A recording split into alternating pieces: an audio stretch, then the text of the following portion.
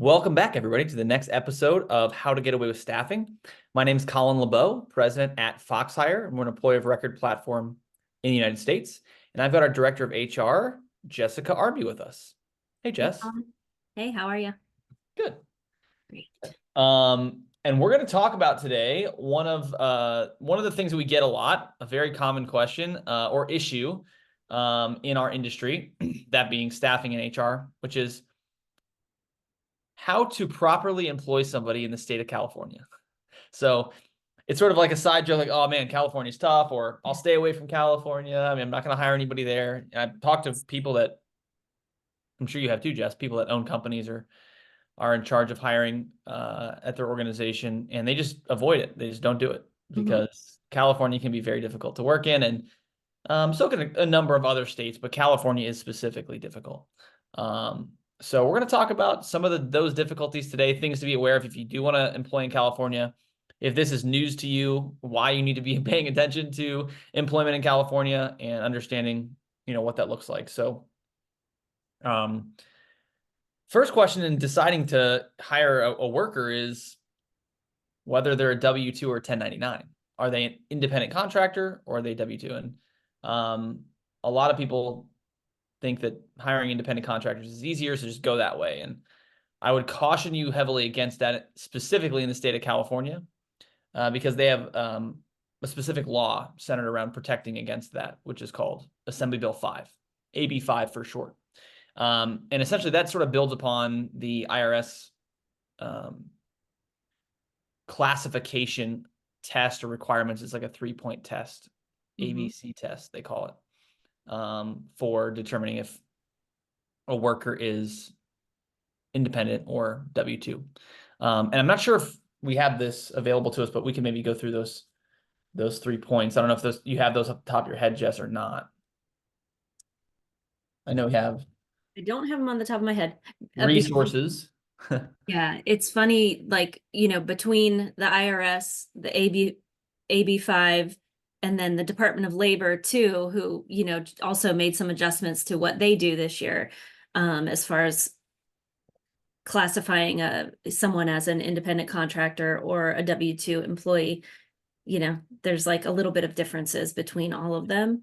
Right. No, it's true. Navigating how to dance the dance to make everybody happy, because there's sort of 3 different entities that care about this. Yep.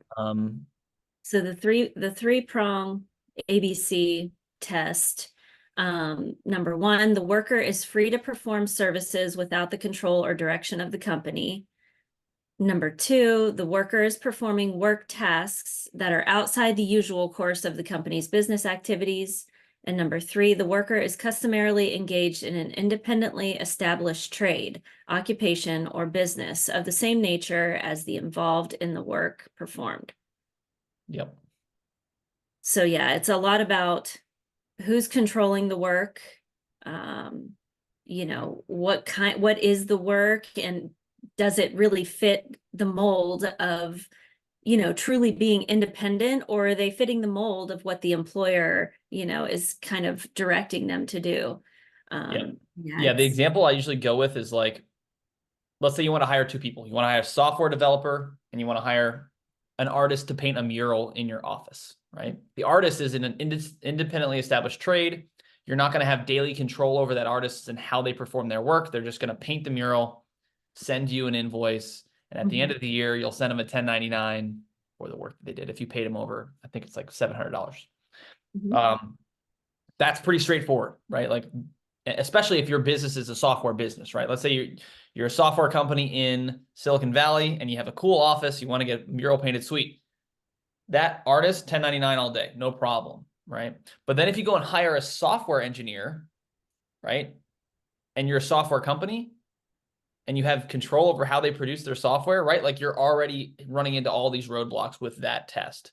And it actually happens a lot that this goes on, and not just for software developers, but all types of different working engagements across accounting, finance, HR, marketing, healthcare.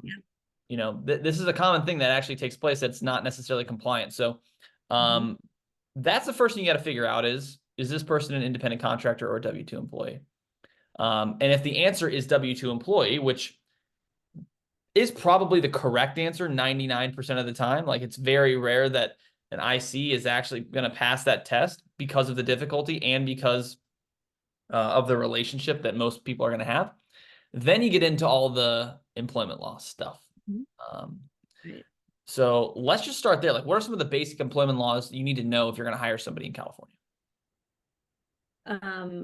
Well, I would say minimum wage is a really big one because they're, you know, more than double the federal minimum wage in California. It's one of the highest, overall states with minimum wage.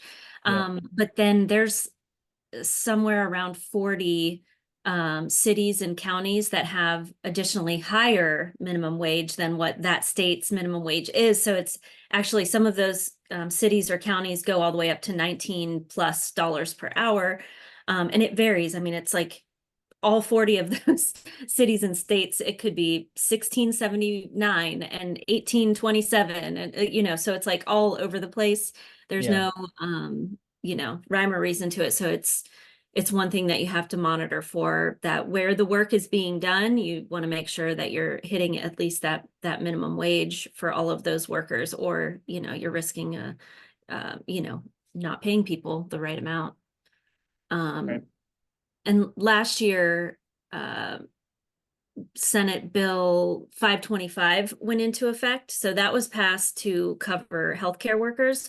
So in the state of California, healthcare workers actually have even a little bit higher of a minimum wage. So, it's based on what location that the worker is working at. So the type of healthcare facility that they're in, what the minimum wage is there. It's also stretched out over a period of time, but ultimately it's going to get them to $25 an hour over a number of years for that minimum wage increase that went into effect for healthcare workers. So Yeah. that's another thing to monitor for if you're staffing in healthcare. Make sure you know what those rules are. Yeah, that's a very common situation, especially not knowing the minimum wage is a very common situation for employers that are hiring in California for the first time. Mhm. And that could be people that want to hire an employee remotely in California that just applied to a job, or an employer that has an employee moving to Mhm. California. We have that. We get a lot of our customers reach out to us and say, hey, Joe's moving to California. We don't want to lose him. Can you guys help us? And sometimes that does require us to change their pay rate because Mhm. it's not compliant with California state Right. minimum wage or the Yep. county or the city that they're going to move to. hmm Yeah. Some of the other um, top, I'd say, employment laws that we kind of have to deal with on a day-to-day basis, things like overtime, alternative work week schedules, meal and rest breaks are another really big one. So with overtime, it's very different from what the federal standard is. If you're, if federal and most other states, there are a few states that have some other different overtime rules, but in California, the employee must be paid time and a half for any hours worked over 8 in a day. So it's Yeah. not just 40 in a week, like what you may be used to. It's 8 hours per day or more. They should be paid overtime. Same with, if they work more than, um, 8 hours on the seventh consecutive day of work, they should get double time. Yeah. So it's just, yeah, There's you a have lot to of have. complexities there. And so I think this also dovetails into the alternative work schedules, but one of the challenges we see employing in California is just like having a timesheet system that can actually handle it. Like just Mhm. knowing the system, knowing how to calculate overtime and when to apply and when to not apply it. Because Yeah. if you run a staffing agency or recruiting agency, you don't know that stuff. Yeah, I And mean, your client may not be willing to pay that also. that's true. Right? Yep. Like your client might negotiate. So a very common thing to happen in the staffing space is, if your bill rate is $100 and your pay rate is $50, let's just say, right? And you got to pay time and a half for overtime. You're going to want to bill 1.5 times the bill rate. So you pay 75 and you bill 150, right? A lot of clients won't allow that. They'll say, well, I want you to bill us 1.2 on overtime hours, and you still have to pay 1.5 times. Right. So all of those problems come to a head at the timesheet system, and having the right data and knowing when to apply those multiples of pay and bill. And Right. it can be really hard. So Yeah. that's one of the reasons why people just avoid it in general, is because just doing that math can be ridiculous. Right. Yeah. You need to have a lot of strings tied on your fingers if you're doing this manually to Mhm. remember, this here and that there, where if you have a good HRIS system that is, kind of handling all that, they set it and forget it, and you don't have to worry about it as much, as long as the system is created to, work with that logic, which is really helpful. Alternative work week schedules are another interesting one, where if a client's work site, so we notice this with staffing, sometimes we'll have like a client work site that is set up and already approved by the state to be able to let the employees work an alternative schedule. So like it might be they're allowed to work 10-hour days and not get overtime from the 8 to 10-hour period, but they're only working 4 days a week. So Yep. there are circumstances where you're allowed to get that approved. It has to be voted on by the staff. It has to have a majority vote, and then you present that to the state. The state says yes, and then your company goes into a state database where, us as a staffing company or you as a staffing company can go and look at that database and see, does your client already have an approved work schedule? And if so, then you would want to get, the documentation that supports your employee agreeing to it. So you got to, make sure you collect that documentation, make sure the employee has authorized that they would do that, so that they're not, basically then you can override them getting overtime for those extra hours that they work in a day.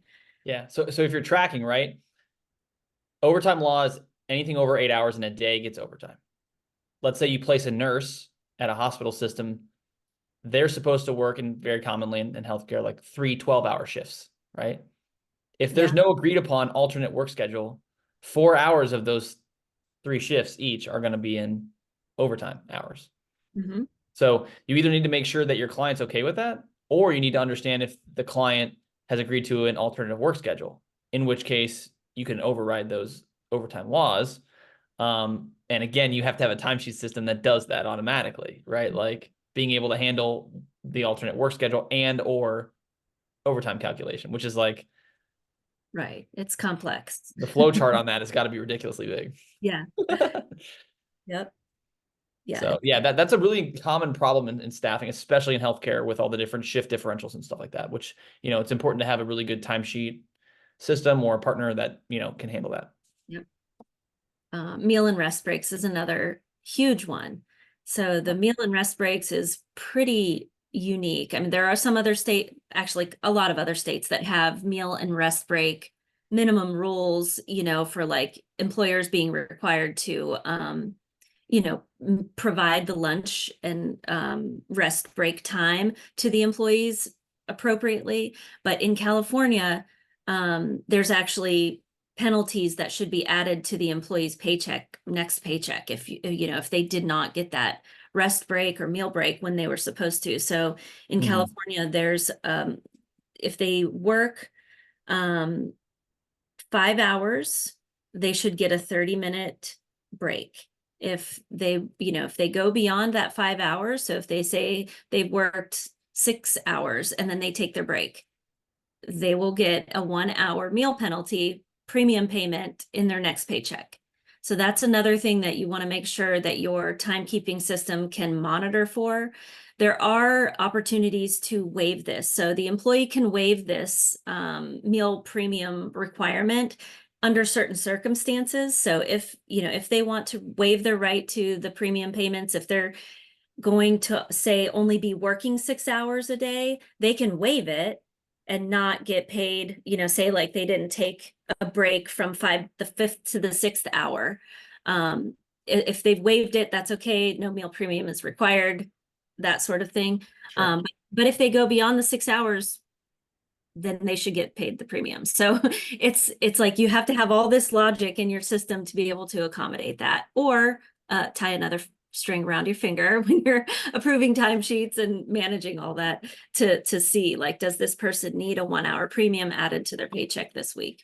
But also, I would add, will your client pay for that? Like, is your client willing to pay, and that can sometimes be in the contract, sometimes not. Like, if it's not, you want to be able to talk about that, because you don't want to get into a situation where that person's worked for 6 months and every single day there's a premium payment that you are supposed to be making to them and your client will not pay for it, because that could be thousands of dollars that you're out then. Yeah. As the employer. So, for sure. Yep. Yeah, so there's some funky stuff there. So that's like wage and hour stuff. Wage and hour, funky differences, things you need to be prepared for, things that create stumbling blocks, etc. But there's also, like you mentioned, there's like some different counties and cities that are exponentially more difficult or different, funky than the rest of California. So let's talk about those guys. And it's funny you say, so like I hear a lot of employers kind of joke with each other about things like, oh, are you employing in the state or in the country of California? Like I heard that at a conference recently. They're like, oh, you're employing people in the country of California, because it's so different and unique. Yeah. And so, and then I also refer to the city of San Francisco as its own separate country within that country. It's because it's so much more complicated, even on top of what California already has. So, San Francisco, I would say, is like hands down the most difficult one. You think San Francisco is the most difficult locality to employ in all of the United States? Yes. Yeah. Hawaii is another difficult one, but I'd say, San Francisco is, from what I've seen, is the hardest. There's so San Francisco, Hawaii, the rest of California. Yeah. If we were ranking, Yeah, exactly. So a couple of the ordinances that are specific to San Francisco, there's one that is around health insurance. It requires the company, the employer, to provide a contribution for health insurance to the employee, whether we're paying it towards their benefits or we pay it in a separate like stipend, but it's far above what the minimum requirements of the Affordable Care Act require. So if you have everything set up to kind of be the same across all states, there's that special pocket of San Francisco where you have to do it different. So just being aware of that, and can your systems and processes accommodate that difference, that separate little change there for how you handle your benefits. Right. Another one is the Fair Chance Ordinance, which is around background checks. So there are certain posting requirements about the Fair Chance Ordinance, which is not hard to do. I mean, that usually is something that you can handle through, like, making sure that it's posted at the work site, that the client posts it, or, that you have it in we do it like an online service that has all the states, all the cities, all the things federal. So that's easy to do, but the annual compliance piece of it is pretty, substantial. So there's a lot of specific reporting that you would need to do to show that you're being compliant. And you want to make sure that you have someone that can actually make sure they know what they're doing and that they report it timely, so that somebody is, responsible for doing that and knows that it exists, so that you're not finding out later, oops, we didn't report that to the Office of Labor Standards Enforcement. So yeah, lots of extra work there. The reporting can be a lot, maybe the most burdensome process of being an employer, honestly, not even just delivering payroll and being the employer by itself. A couple other things are, they have a family-friendly workplace ordinance, which basically it requires the employer to have some kind of interactive process with an employee who wants to have a flexible work schedule. So it's like you have to be able to offer that and work with the employee to determine how can we make this work schedule more flexible for you so that you can accommodate your family situations and things like that, which is a great thing, but sometimes can be difficult when doing business. So Yeah. you want to make sure For there roles you, that you have to be there for, and like right. physically, it's very difficult. For roles that are remote, and there's a lot more of them now, it's not as hard, right? Because, okay, whatever. But if you have to be somewhere for a job, i.e. a nurse or something like that, like you got to be there. There's no like around that piece. So Yep. it is difficult. Yeah. Yep. Paid parental leave is another one. There is a California leave that Mhm. covers the whole state, and it's like family and medical leave, but there's a separate one that is for parental leave in San Francisco. So that's something that is handled through payroll taxes and things like that. Yeah. But there's an application process. HR needs to get involved with the employee to make sure that, we're assisting them through the application process and things like that too. Um, Yep. so that's San Francisco. Those are in a nutshell. Country of San Francisco has been. Yeah. Yeah, exactly. Interesting. Okay. And are there any other cities you'd call out as like difficult within the state? Los Angeles is one that has a little bit higher paid sick time rule. So the state of California has a 40-hour, paid sick leave mandate, but LA has a 48-hour. So you have to make sure that your system can also accommodate localities on how you accrue sick leave.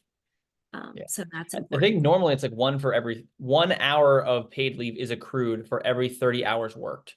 So Mhm. this would be obviously a different mathematical Yeah. equation to get to that number of Mhm. 48 hours. But yeah, to your point, you've got to be able to do that math over time. And for staffing agencies, knowing how to add that accrued hour into the bill rate so that you're not eating that cost is also important. So there's sort of multiple ways people have gone about that, either not accounting for it and then billing that hour or hours when the candidate takes the time, or accruing for it over time in the bill rate. And then if the candidate has to take sick time, they just don't send an invoice for it at all. Sort of differing models there, but important to know that you can account for that in your pricing model. Otherwise, you're going to be in a tough spot. Yeah. So yeah, so we've got some difficult locations within California. What about industries? Anything specifically as far as industries are concerned that you would highlight? Um, yeah, so well, healthcare has a lot of differences usually. I think so one thing that went into effect this year was the workplace violence prevention program Yeah. that is, written and put out by Cal OSHA. There has always been for several years now a specific one that already existed for the healthcare industry in California. So For there were workplace already violence. for workplace violence. Yeah. So there was already something that was in existence for healthcare. So what they added this year for general industry was a workplace violence prevention program requirement. And it includes, um, you know, requirements for training, that's provided by the work site. It needs to be very specific to your work site or, the client's work site and what the risks are there for potential violence. There needs to be a written program and policy in place.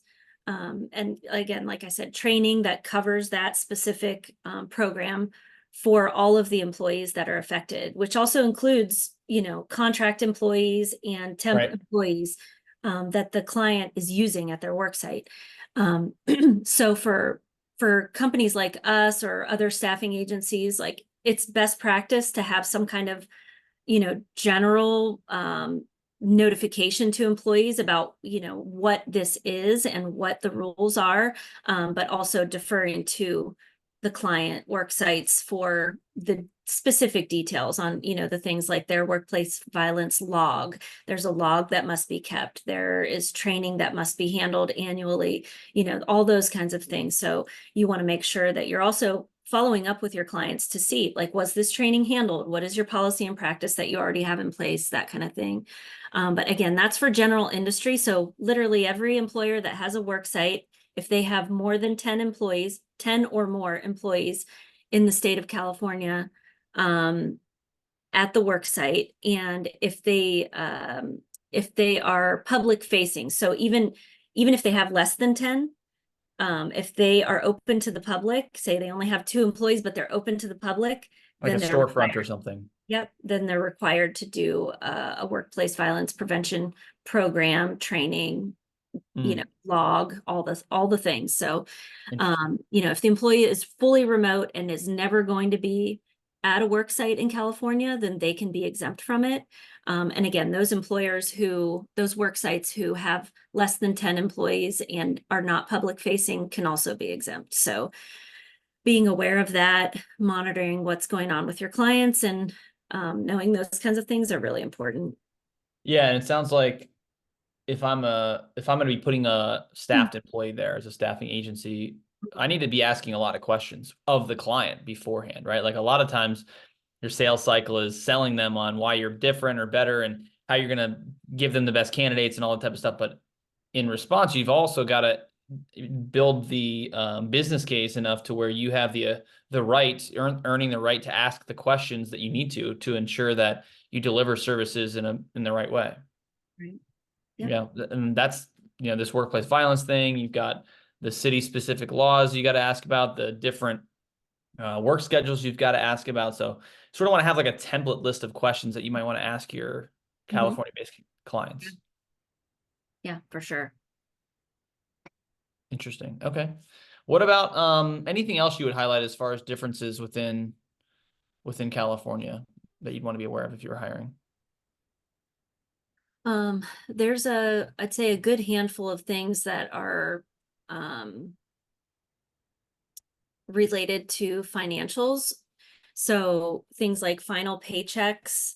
Final paychecks is a big one. Paid leave, which we already touched on a little bit when we talked about San Francisco and Los Angeles, but paid leave is, pretty different from a lot of the other states. But with final paychecks, the rule is that if the employee is terminated involuntarily, they need to be paid on their last day of work when they're being involuntarily terminated. So they must be paid on that day. So in staffing, obviously that can be really challenging. Very hard. Yes, it's very challenging because there are times where maybe we weren't notified timely. So you want to make sure that you're staying in close touch with your clients in the state of California on status of employees and making sure that your clients know, for us to accommodate and handle that law appropriately, we need you to stay in touch with us and kind of pre-plan these things out. So like say, that this contractor isn't working out, or, you want to terminate them, let's plan it for, say the end of the week, so that our payroll team has time to process that and get everything ready timely, so that we're not paying them late. Anytime you have a situation like that where you are going to have to pay the person late, there is a daily penalty until you pay them for up to 30 days. So you want to make sure that you're doing that as well. So if you find out, say on a Tuesday, oh, hey, we let this person go and we can't get the payroll handled until, Wednesday or Thursday, we want to make sure that the client knows, okay, this also includes that daily penalty for Wednesday and then Thursday, because they're getting paid out on Thursday. I'm sure clients would love that. It's rough. It's rough. It's tough, for sure.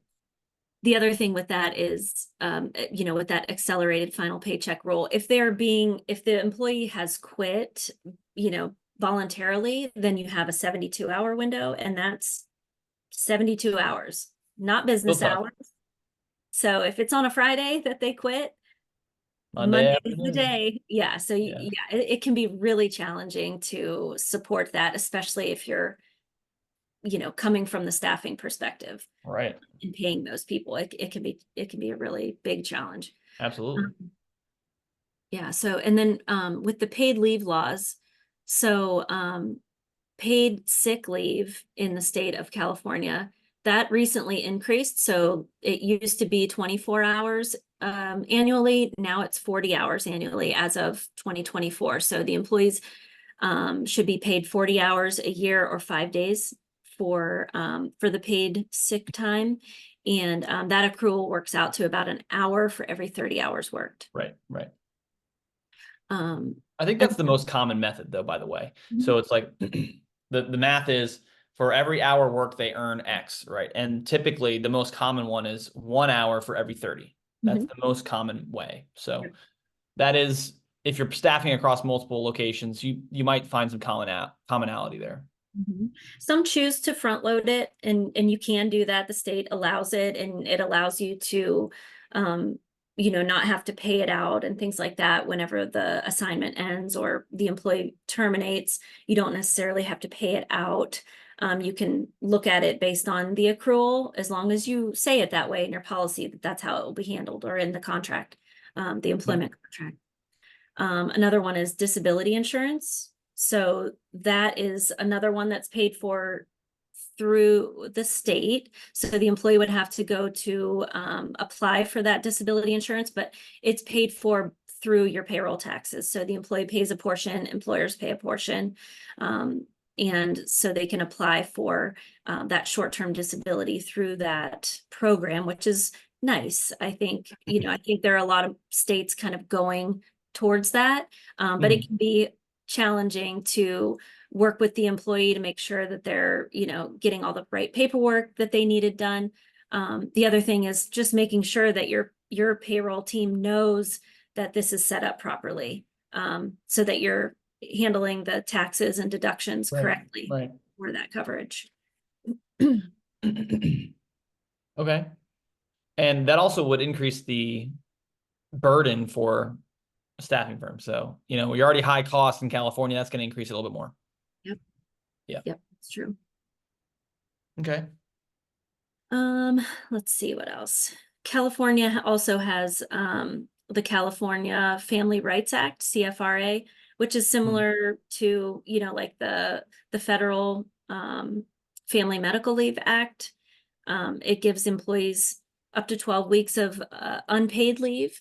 So, if they don't qualify for the state disability leave, there is still the opportunity under the circumstances of the CFRA to have unpaid time off to handle, say if they're having a child, or if they're, dealing with a sick family member, that sort of thing.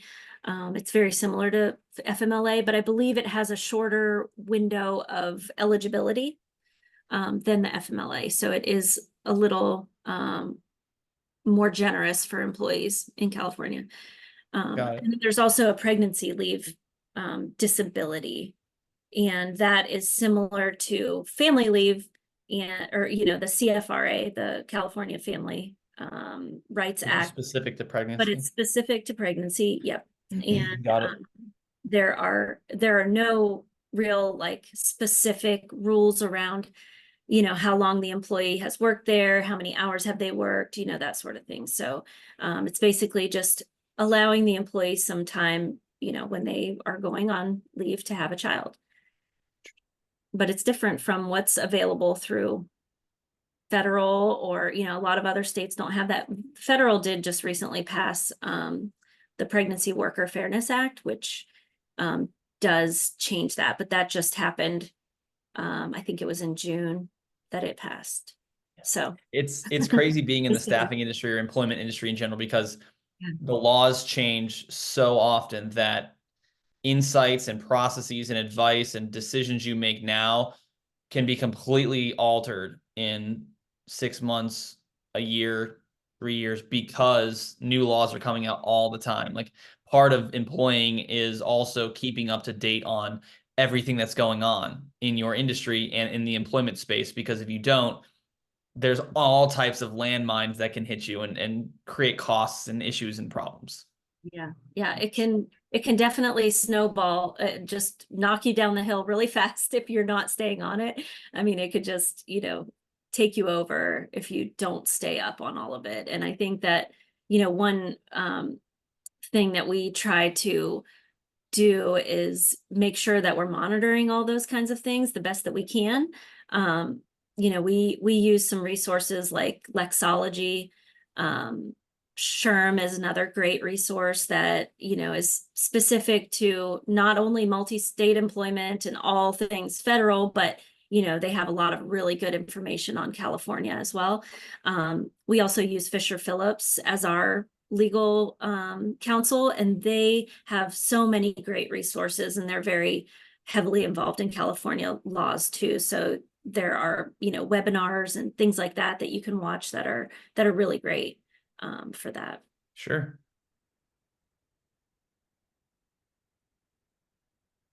Sorry, I think we just had a little bit of a lag there. So for those watching, but yeah, those resources are really important. I think, you know, get with your local SHRM group if you are in the state of California as well. Like your local chapter could be helpful.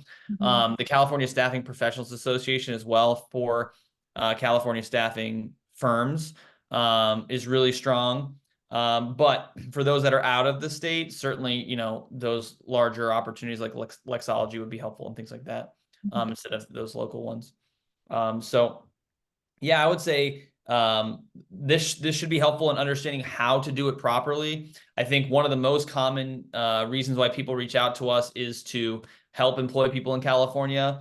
But conversely, I think a lot of people decide not to hire people in California because they just think it's too hard, or they've had a bad experience in the past, right?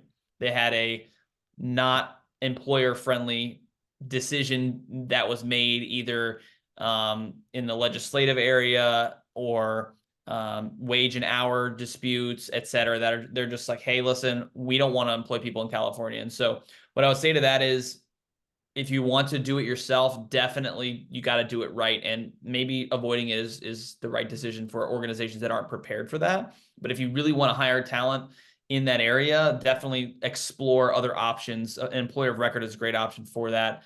And happy to help talk about that. So hope this was helpful for you guys. And we'll see you next time. Thank you. Thanks.